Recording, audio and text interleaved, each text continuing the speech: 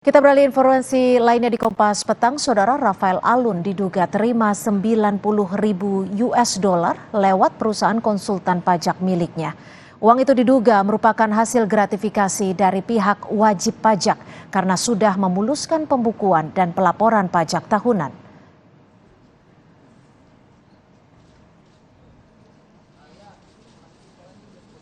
Ketua KPK Firly Bahuri menyebut jika Rafael diduga menerima uang sebesar 90.000 dolar US atau setara dengan 1,3 miliar rupiah. Rafael diduga sengaja membuat perusahaan yang bergerak di bidang konsultasi pembukuan dan pajak untuk menerima gratifikasi dari sejumlah wajib pajak bermasalah. Harta kekayaan Rafael Alun Trisambodo naik 24 miliar rupiah dalam kurun waktu 8 tahun.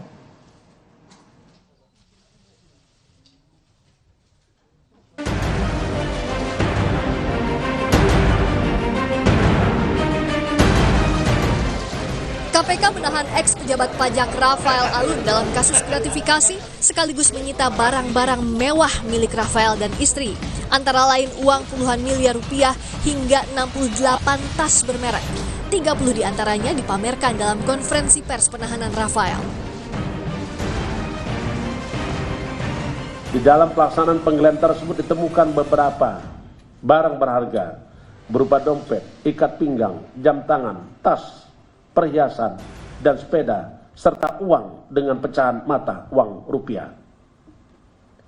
Di samping itu turut diamankan juga sejumlah uang sebesar 32,2 miliar yang disimpan oleh RAT dalam safety deposit box di salah satu bank dalam bentuk pecahan mata uang berupa dolar Amerika Serikat, mata uang dolar Singapura, dan mata uang euro.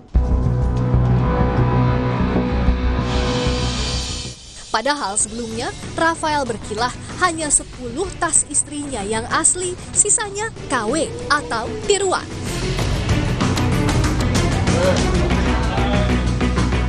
Dari 70 tas yang disita oleh KPK, itu mungkin paling banyak hanya 8 atau sampai 10 yang asli. Sisanya semuanya KW. Nanti biarkan mungkin pihak KPK yang bisa melihat itu, apakah itu asli atau tidak. Tas-tas branded istri Rafael berharga fantastis. Antara lain Hermes Kelly 95 juta hingga 440 juta rupiah, Hermes Birkin di kisaran 158 juta hingga 4,3 miliar rupiah, Dior Book Tote 62 juta rupiah, Dior Caro Small 70 juta rupiah, Dior Caro Large 82 juta rupiah, Dior Mini Lady 12 juta rupiah, Dior Saddleback 70 juta hingga 110 juta rupiah, ada pula Louis Vuitton White Monogram Multicolor kurang lebih 27 juta rupiah. KPK menyebut kekayaan Rafael yang dilaporkan pada tahun 2011 jumlahnya mencapai 20,5 miliar rupiah. Namun pada 2020 jumlah kekayaan Rafael melonjak tajam mencapai 55,6 miliar rupiah. Tim Liputan Kompas TV. Lebih lengkap soal peran istri Rafael Alun di kasus gratifikasi, kita berbincang dengan anggota Pusat Kajian Pemasyarakatan Poltekip yang juga psikolog forensik Reza Indragiri. Selamat petang Pak Reza, terima kasih untuk waktunya bersama kami di Kompas Petang. Saya langsung saja, ini flexing istri, apakah menurut Anda bisa jadi pintu masuk untuk membongkar kasus Rafael Alun? Bagaimana Anda melihat kecenderungan dari perilaku pamer harta ini? Sangat penting untuk kita pahami bahwa perilaku semacam ini sesungguhnya tidak hanya merupakan indikasi adanya pola relasi toksik di dalam keluarga yang bersangkutan, tetapi perilaku sedemikian rupa juga sesungguhnya sangat mungkin berimbas terhadap masyarakat banyak, yaitu memantik apa yang diistilahkan sebagai personal relative deprivation, PRD. Personal relative deprivation ini ditandai oleh tiba-tiba saja muncul perasaan tidak terima, muncul perasaan iri, perasaan cemburu, perasaan sakit hati, melihat orang yang sesungguhnya senasib dengan saya tetapi justru memiliki suratan tangan yang jauh lebih mulia, yang jauh lebih bagus daripada saya. Nah, kalau kemudian sudah muncul PRD semacam ini, riset mengatakan kemungkinan terjadinya perilaku kekerasan di publik juga akan meningkat. Itu sebabnya memang sudah sangat pantas orang yang melakukan flexing semacam ini, termasuk di media sosial, segera mungkin diproses hukum. Agar apa? Untuk mencegah terjadinya eskalasi kekerasan di ruang publik. Ya, Pak Reza, bisa tidak sih kalau keterlibatan dari istri Rafael Alun ini, karena kalau kita bicara soal tas mewah, ini kan bukan kebutuhan premier ya. Artinya apakah ini bisa menjadi titik awal seorang Rafael Alun melakukan gratifikasi? Ada dua jenis perilaku korupsi. Yang pertama disebutkan sebagai corruption by need. Ada orang-orang yang melakukan tindak korupsi dikarenakan memang faktor kebutuhan. Tapi yang mengerikan adalah ada pula sebagian orang yang melakukan korupsi dikarenakan kerakusan. Ini disebutkan sebagai corruption by greed. Apakah situasi yang sedang kita perbincangkan ini merupakan indikasi corruption by greed atau korupsi di latar belakang oleh kerakusan? Paling tidak, bahwa kasus ini sudah sampai di KPK, lalu diekspos sedemikian rupa harta kekayaan mereka, ini mengindikasikan bahwa tanda-tanda korupsi itu sudah sangat terang benderang.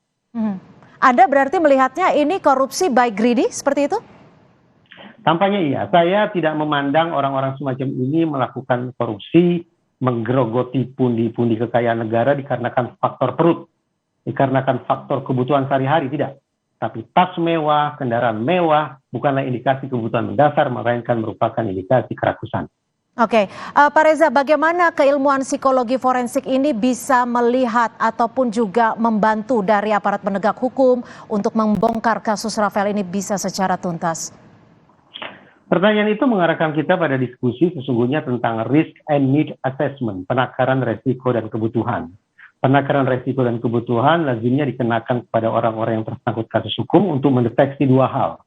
Pertama, tentang sebab musabab mengapa seseorang melakukan tindakan kriminal. Dan yang kedua, untuk meramal seberapa jauh kemungkinan yang bersangkutan akan mengulangi perbuatannya. Idealnya secara komprehensif ada 3 dimensi yang harus dirambah, yang harus dikaji, yaitu dimensi mikro, yaitu masing-masing orang, kemudian dimensi meso, yaitu interaksi atau relasi antar individu, berarti antar anggota keluarga tersebut, dan dimensi makro terkait dengan situasi di kantor, situasi di sekolah, dan juga situasi di masyarakat. Dengan dibedah secara komprehensif, mencakup dimensi mikro, meso, dan makro, maka kita akan bisa nantinya meminta pertanggungjawaban terhadap individu yang bersangkutan, termasuk terhadap keluarga yang bersangkutan, bahkan lebih luas lagi terhadap negara. Apa yang sesungguhnya harus negara lakukan. Oke, kalau dilihat dari faktor lingkungan, apakah ini menjadi faktor utama yang membuat seorang istri dari pejabat bisa dikatakan melakukan pamer harta dan juga memiliki barang-barang yang bisa dikatakan bukan kebutuhan premier? Faktor lingkungan itulah yang merupakan terjemahan dari faktor atau dimensi meso dan dimensi makro. Lingkungan kantor misalnya, bagaimana sesungguhnya pola kebiasaan para istri di kantor tersebut? Ini berarti menyangkut dimensi meso, bagaimana ada seorang istri yang mencoba mensejajarkan dirinya dengan istri-istri pejabat lainnya di lingkungan kantor yang sama. Berarti ada faktor saling mempengaruhi, ada faktor peniruan, ada nilai-nilai yang, katakanlah nilai-nilai yang toksik, nilai-nilai yang rusak, yang mengakibatkan kemudian seolah-olah para istri menjadi rentan untuk melakukan tindakan sedemikian rupa. Itu kalau kita sebatas bicara dimensi meso di lingkup tempat kerja atau kantor. Tapi lebih luas lagi, yaitu dimensi makro. Ya. Ketika terjadi ketimpangan atau kesenjangan dari sisi ekonomi di sana-sini, maka ini menjadikan sebuah potret bahwa ternyata tidak ada persoalan ketika kemudian ada sebagian kalangan yang memperkaya diri dengan cara-cara yang tidak benar. Ini dimensi makro, sudah mencakup lingkungan di luar kantor, bahkan mencakup lingkungan kehidupan bermasyarakat sehari-hari. Oke, jadi artinya lingkungan yang toksik bisa menjadi pemicu. Kalau kita lihat harga-harga dari tas yang dimiliki oleh istri Rafael Alun ini, Pak Reza, ini harganya bisa dikatakan fantastis. Bahkan ada yang lebih dari ratusan juta rupiah. Puluhan juta rupiah diantaranya juga tidak hanya satu. Menurut Anda, apakah hobi flexing memiliki barang mewah ini bisa dikaitkan dengan tingkat kemandirian finansial atau tidak? Justru uniknya adalah salah satu penanda, salah satu faktor yang bisa menjerumuskan seseorang melakukan tindakan kriminal berdasarkan risk and need assessment adalah ketidakmandirian dari sisi finansial. Artinya Tentu justru saja. karena tidak mandiri, maka dari itu Hari- ingin pembuktian bahwa cukup kuat dalam finansial, seperti itu. Begini, yang saya maksud adalah ketidakmandirian secara finansial bisa bermakna dua. Yang satu, pertama adalah pada dasarnya yang bersangkutan memang tidak punya kemampuan untuk memenuhi kebutuhannya. Atau yang kedua, yang bersangkutan memiliki kemampuan tetapi semu terkait dengan bagaimana cara mereka memenuhi kebutuhan, mendapatkan kekayaan dengan cara-cara yang tidak benar. Nah, tadi saya katakan, ketidakmandirian secara finansial inilah baik dalam pengertian yang pertama maupun pengertian yang kedua yang akan bisa menjerumuskan seseorang melakukan perbuatan pidana berdasarkan risk and need assessment. Oke, Pak Reza, mungkin tidak sih secara logika ya, secara masyarakat umum, ketika kita mendapatkan uangnya dengan mudah, maka akan dengan mudah pula memberi barang sesuai dengan kemampuannya, seperti itu. Contoh saja, ketika saya membeli sebuah kue gitu ya, karena mudah mungkin membelinya. Apakah ini istri dari Rafael Alun ini membelinya dengan uang yang bisa dikatakan cukup mudah mendapatkan uang dari suaminya atau seperti apa? Tadi salah satu jenis korupsi yang saya katakan adalah corruption by need atau korupsi berdasarkan kebutuhan. Tapi teori ini atau tipologi yang satu ini justru koreksi besar-besaran. Kenapa? Karena diyakini bahwa sesungguhnya kebutuhan tidak pernah berada pada titik statis. Kebutuhan selalu meningkat. Misalnya, ketika kita berkunjung ke marketplace, ke toko online, apakah benar-benar kita berangkat dari adanya sebuah kebutuhan? Iya. Kita punya kebutuhan lalu kita masuk ke marketplace, tampaknya tidak. Tapi justru setelah kita masuk ke dalam marketplace, kita melakukan window shopping di toko online, pada saat itu kebutuhan baru muncul. Ini yang saya katakan tadi, kebutuhan tidak pernah berada pada titik statis. Karena itulah, karena kebutuhan terus-menerus bergerak, terus-menerus meninggi, maka potensi seseorang untuk kemudian input dan output tidak lagi seimbang menjadi sangat nyata, termasuk menyeimbangkannya, tanda petik, menyeimbangkannya dengan cara-cara yang melanggar hukum. Alhasil, alih-alih teryakinkan oleh istilah corruption by need, tampaknya kita lebih cenderung pada corruption by greed. Korupsi Berdasarkan keserakahan seperti itu ya, Pak Reza ya? Betul, betul. Baik, terima kasih atas perspektif Anda, Pak Reza Indragiri, psikolog forensik yang juga anggota Pusat Kajian Pemasyarakatan Poltekip sudah bergabung bersama kami di Kompas Petang.